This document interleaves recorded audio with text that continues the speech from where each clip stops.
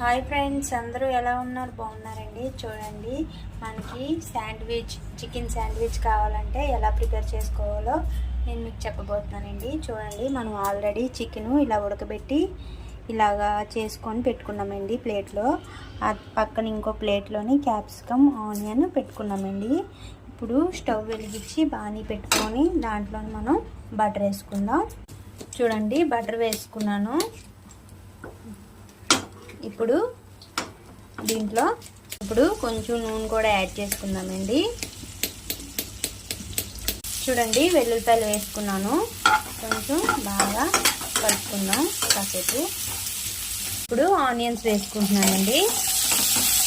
ఇప్పుడు క్యాప్సికమ్ కూడా వేసుకుంటున్నాను. ముక్కలు కొంచెం బాగా కలుపుకోవాలి, అంతా కలిసేటట్టు. ఇప్పుడు చికెన్ వేసుకుందామండి.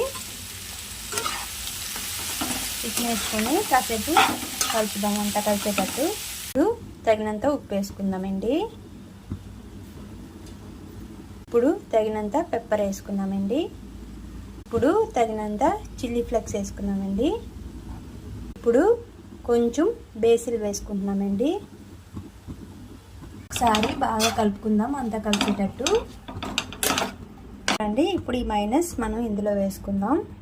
కెచప్ అండి, ఇది 2 స్పూన్లు వేసుకుందాం.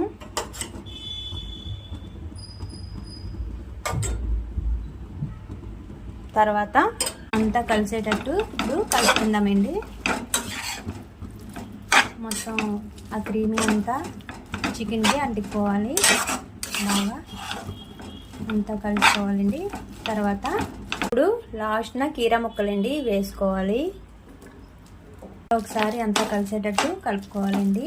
మనకి శాండ్విచ్కి ప్రిపేర్ అయినట్టే.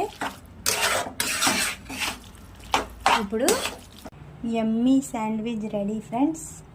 నచ్చితే కనుక like and share and subscribe. Thank you so much. పిల్లలు కూడా చాలా ఇష్టంగా తింటారండి. ఇలా చేసి పెట్టండి చికెన్ శాండ్విచ్. Thank you.